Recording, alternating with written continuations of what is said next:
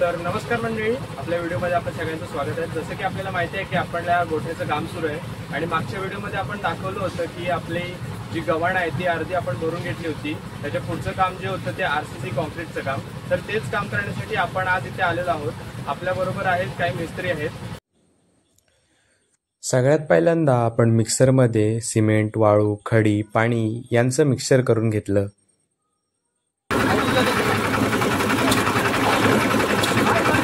यानंतर जो तयार झालेला माल आहे तो एका गाडीमध्ये भरून गोठ्यात घेऊन गेलो।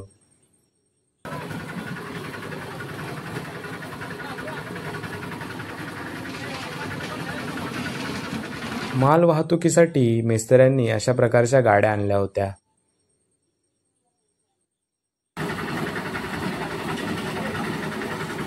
गाड्यांमधून माल आतमध्ये घेऊन गेलो आणि तो जमिनीवर ओतला। कोबा करण्यासाठी जमिनीची लेवल असणं हे अत्यंत महत्त्वाचं आहे। म्हणूनच आपण एका बाजूला जमिनीची लेवल करत होतो तर दुसऱ्या बाजूला माल ओतत होतो।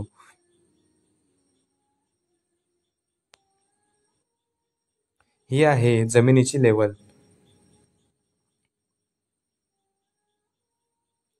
कोबा करत असताना मालाची लेवल करणं पण तितकंच महत्त्वाचं आहे।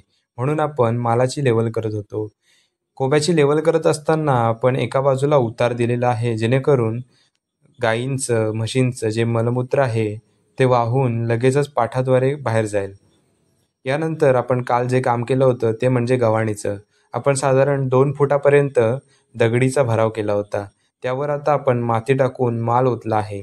माल ओतल्यानंतर सिमेंटच्या गव्हाणीमध्ये माल ओतल्यानंतर गव्हाणी काही अशा प्रकारे दिसत होती।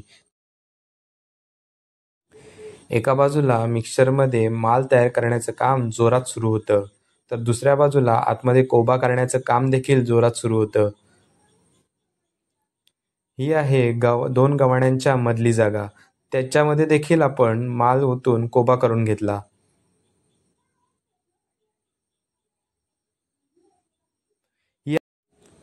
नंतर लगेचच आपण पटापट पुढच्या कामांना सुरुवात केली। एका बाजूची गव्हाण पूर्ण झाली होती, लगेचच आपण दुसऱ्या बाजूच्या गव्हाणीला देखील सुरुवात केली।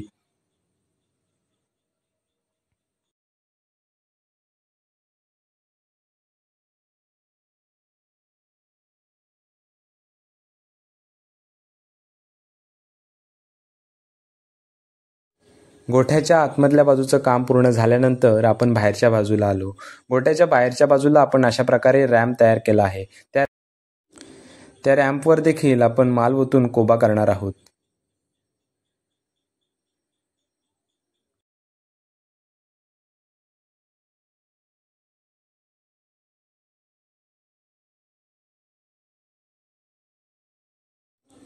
मंडळी, कामाच्या शेवटाला आतमधल्या बाजूला एक बाजू राहिली होती, ती पूर्ण करून काम पूर्ण झालं होतं।